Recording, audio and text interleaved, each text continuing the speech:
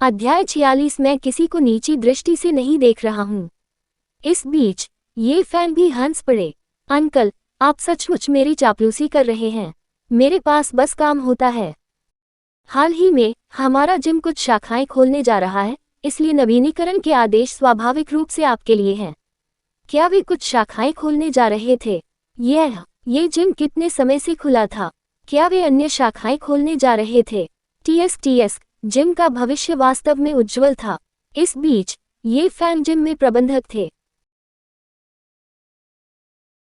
उसका भविष्य स्वाभाविक रूप से और भी अधिक असीमित था। मुझे वास्तव में इसकी उम्मीद नहीं थी। आप युवा और होनहार हैं। श्री लियू ने आह भरी। इस बीच यूई की मां ने भी कहा, यानरान अब कहाँ काम कर रही है? यदि उसका काम अच्छा नहीं है तो आप जियोई से नौकरी की व्यवस्था करने में मदद करने के लिए कह सकते हैं। मुझे याद है कि यानरान ने प्रोजेक्ट 2111 के तहत एक विश्वविद्यालय से स्नातक किया था। जैसे ही श्रीमती यू ने ये कहा, यूली, जो उनके बगल में थी, सबसे पहले दुखी हुई। यूली ने अपनी माँ की ओर देखा। माँ, आप किस बारे में बात कर रही हैं? कम से कम ये फैन के घर के सभी लोगों ने प्रोजेक्ट 985 के तहत विश्वविद्यालयों से स्नातक की उपाधि प्राप्त की है। इसके अलावा वे बहुत सक्षम हैं। ऐसे ही कोई भी प्रवेश नहीं कर सकता। हे, अगर आपको नौकरी खोजने के लिए अपने माता पिता और कनेक्शन पर निर्भर रहना पड़ता है। यूली के शब्दों ने तुरंत पूरे दृश्य को अजीब बना दिया। फिर उसने अपने बगल में ये फैन की ओर देखा, जिन्होंने सिर हिलाया। उनके चेहरे पर एक असहाय भाव था और उन्होंने कहा, मुझे क्षमा करें, मेरे पास वास्तव में आपके लिए काम की व्यवस्था करने की क्षमता नहीं है। बेशक, मैं किसी को निशाना नहीं बना रहा हूँ। आखिरकार आम लोग हमारे यहाँ प्रवेश नहीं कर सकते। कुछ शब्द कहने के बाद यूली ने अपनी छाती फुला ली और उसके चेहरे पर अहंकार और भी मजबूत हो गया। यहाँ तक कि यूफी और मिसेज यू भी मुस्कुराए। हालांकि इस बीच मिस्टर और मिसेज लियू के भाव पहले ही बदल चुके थे। निजी कमरे में पूरा माहौल स्तब्ध हो गया। श्रीमान और श्रीमती लियू पहले से ही वयस्क थीं और उन्होंने दुनिया के तौर तरीकों का अनुभव किया था। वे कैसे नहीं जान सकते कि दूसरे पक्ष का क्या मतलब है? क्या वो उनकी बेटी को तुच्छ दृष्टि से नहीं देख रहा था? हालांकि ये शब्द बहुत अप्रिय थे। यदि ये तथ्य नहीं होता कि श्री लियू को उनसे मांगने की कृपा थी, तो वह निश्चित रूप से अब गुस्से में आ जाते। लियू यानरान की अभिव्यक्ति भी बदल गई। किसी भी मामले में वह नहीं जानती थी कि वह इसमें कैसे शामिल थी। इस बीच यूफी ने लियू परिवार के हाव भाव को देखा और अजीब महसूस किया। यूफी ने विषय बदला और ये जुबान की ओर देखा। तुम्हारा उपनाम भी ये है ना? आप बच्चे देश की आशा हैं। आपको भविष्य में कड़ी मेहनत करनी होगी और भाई ये से सीखना होगा। ये हुआ नवाक थी। बकवास। क्या उसके दिमाग में कुछ गड़बड़ थी? वह बस अच्छा खाना खा रहा था। उसे क्यों शामिल किया जा रहा था? इसके अलावा उन्होंने कहा कि ये हुआन को ये फैन से सीखना चाहिए। उसे ये फैन से क्या सीखना चाहिए? अचानक ये हुआन उसकी परवाह नहीं करना चाहती थी। जब यूफी ने देखा कि ये हुआन ने उसे नजरअंदाज कर दिया, तो वह इसे और बर्दाश्त नहीं कर सका। फिर उसने नजर डाली। जियो, मुझे याद है कि इस होटल के प्रबंधन से आपके संबंध हैं, है ना?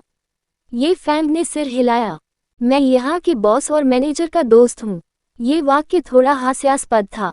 यहाँ के बॉस और मैनेजर से उसकी मुलाकात बस कुछ ही बार हुई थी। दूसरे पक्ष ने निश्चित रूप से उन्हें याद नहीं किया। दोनों पक्षों के बीच अंतर अभी भी अपेक्षाकृत बड़ा था। हालांकि उन्होंने आज अंत तक दिखावा करने की योजना बनाई।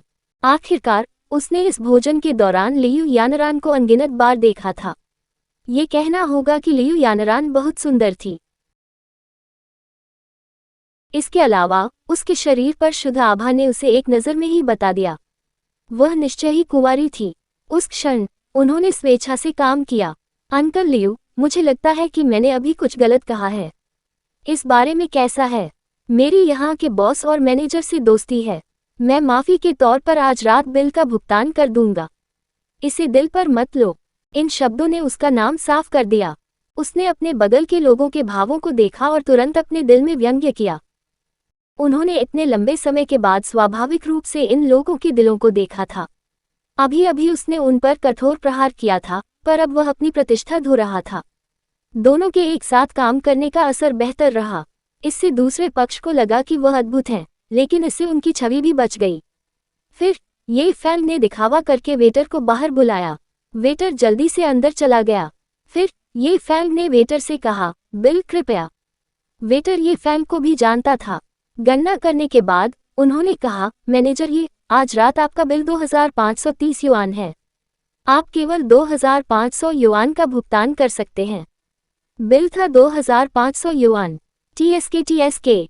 जब उन्होंने अभी अभी व्यंजन ऑर्डर किए तो उन्होंने कीमत नहीं देखी, लेकिन वे जानते थे कि यहाँ मानक कम नहीं थे, इसलिए उन्होंने केवल कुछ व्यंजन ही ऑर्डर किए। हालांकि उन्हें उम्मीद नहीं थी कि यह इस स्तर तक पहुंच जाएगा। इस बीच ये फैंग को इस कीमत पर कोई दर्द महसूस नहीं हुआ। उसने अपने सामने वेटर की ओर देखा और पैसे ट्रांसफर करने ही वाला था। फिर लॉबी मैनेजर तेजी से अंदर आया और वेटर से कुछ शब्द कहे। वेटर ने तुरंत माफी मांगी और बाहर चला गया। क्या हो रहा था? वेटर ने माफी क्यों मांगी? लॉबी प्रबंधक ने तुरंत कहा, प्रबंधक ये मुझे क्षमा करें। आपका बिल आज मुफ्त है। मुफ्त? क्यों? क्या चल रहा है? क्या आपका होटल कोई कार्यक्रम आयोजित कर रहा है? यह निःशुल्क है। ये फैंग भी थोड़ा आश्चर्यचकित थे। ये मैनेजर यांग ही थे जिन्होंने हमें निर्देश दिया था। वेटर को अभी पता नहीं चला। मुझे माफ करें, लॉबी मैनेजर बोला। प्रबंधक यांग, बकवास। ये फैंग तुरंत स्तब्ध रह गया। क्या ये मैनेजर यांग जिनलिंग हुनको होटल का मैनेजर नहीं था? ये कैसी दया थी, उन्होंने वास्तव में अपनी मेज पर बिल माफ कर दिया। हालांकि ये फैंग ने भी मेज पर मौजूद लोगों की ओर देखा।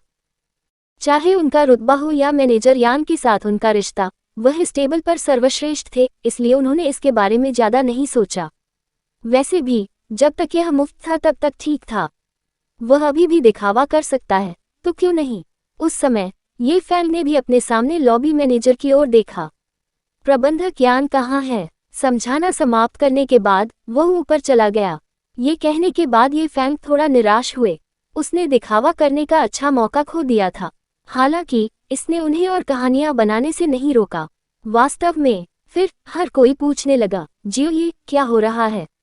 ये मैनेजर यान कौन है? वह हमें मुफ्त भोजन क्यों दे रहा है? हमारे चैनल की कहानी देखने के लिए धन्यवाद। अगले वीडियो में मिलते रहने के लिए बने रहें। कभी कभी गायब सामग्री की कहानी, कृपया समय पर त्रुटियों की रिपोर्ट करें। अलविदा।